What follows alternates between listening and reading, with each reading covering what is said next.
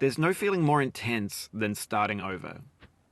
If you deleted your homework the day before it was due, as I have, or if you left your wallet at home and you have to go back after spending an hour in the commute. If you won some money at the casino and then put all your winnings on red but it came up black. If you got your best shirt dry cleaned before a wedding and then immediately dropped food on it. If you won an argument with a friend and then later discovered that they just returned to their original view. Starting over is harder than starting up. If you're not ready for that, like if you've already had a bad day, then what you're about to go through might be too much. Feel free to go away and come back. I'll be here. Alright, thanks for coming with me on this trip. I'll understand if you have to take a break at any point. Just find a safe place to stop and quit the game. And don't worry, I'll save your progress, always. Even your mistakes. This game is a homage to a free game that came out in 2002, titled Sexy Hiking. The author of that game was Jazzuo, a mysterious Czech designer who was known at the time as the father of B games. And B games are rough assemblages of found objects. Designers slap them together very quickly and freely, and they're often too rough and unfriendly to gain much of a following. They're built more for the joy of building them than as polished products. In a certain way, Sexy Hiking is the perfect embodiment of a B game. It's built almost entirely out of found and recycled parts, and it's one of the most unusual and unfriendly games of its time. In it, your task is simply to drag yourself up a mountain with a hammer. And that act of climbing, in the digital world or in real life, has certain essential properties that give the game its flavor.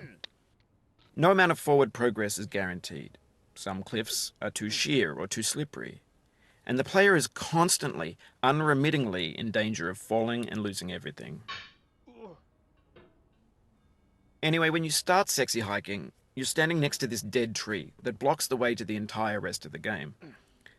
It might take you an hour to get over that tree, and a lot of people never got past it. You prod and you poke at it, exploring the limits of your reach and your strength, trying to find a way up and over. And there's a sense of truth in that lack of compromise. Most obstacles in video game worlds are fake. You can be completely confident in your ability to get through them once you have the correct method or the correct equipment or just by spending enough time. In that sense, every pixelated obstacle in Sexy Hiking is real. The obstacles in Sexy Hiking are unyielding, and that makes the game uniquely frustrating. But I'm not sure Jazzuo intended to make a frustrating game. The frustration is just essential to the act of climbing, and it's authentic to the process of building a game about climbing. A funny thing happened to me as I was building this mountain. I'd have an idea for a new obstacle, and I'd build it, test it, and it would usually turn out to be unreasonably hard. But I couldn't bring myself to make it easier. It already felt like my inability to get past the new obstacle was my fault, as a player rather than as a builder. Imaginary mountains build themselves from our efforts to climb them, and it's our repeated attempts to reach the summit that turns those mountains into something real. When you're building a video game world, you're building with ideas, and that can be like working with quickset cement. You mold your ideas into a certain shape that can be played with, and in the process of playing with them, they begin to harden and set until they're immutable, like rock. And at that point, you can't change the world. Not without breaking it into pieces and starting fresh with new ideas. For years now, people have been predicting that games would soon be made out of prefabricated objects, bought in a store and assembled into a world. And for the most part, that hasn't happened, because the objects in the stores are trash. I don't mean they look bad or that they're badly made, although a lot of them are. I mean they're trash in the way that food becomes trash as soon as you put it in the sink. Things are made to be consumed and used in a certain context, and once the moment is gone, they transform into garbage. In the context of technology, those moments pass by in seconds.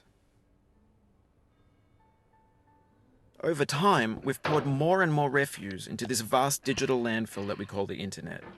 It now vastly outnumbers and outweighs the things that are fresh and untainted and unused. When everything around us is cultural trash, trash becomes the new medium, the lingua franca of the digital age. And you can build culture out of trash. But only trash culture. B games, B movies, B music, B philosophy. Maybe this is what digital culture is. A monstrous mountain of trash, the ash heap of creativity's fountain. A landfill with everything we ever thought of in it. Grand, infinite, and unsorted.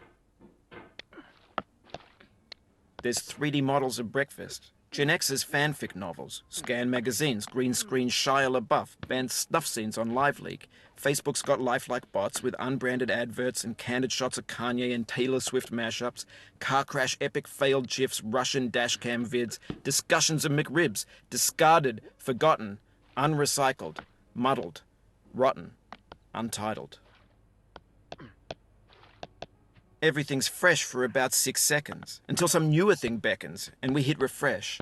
And there's years of persevering, disappearing into the pile, out of style, out of sight.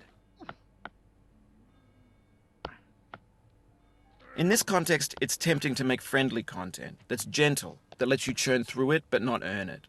Why make something demanding if it just gets piled up in the landfill, filed in with the bland things? When games were new, they wanted a lot from you. Daunting you, taunting you, resetting and delaying you. Players played stoically. Now everyone's turned off by that. They want to burn through it quickly, a quick fix for the fickle, some tricks for the clicks of the feckless. But that's not you, you're an acrobat. You could swallow a baseball bat.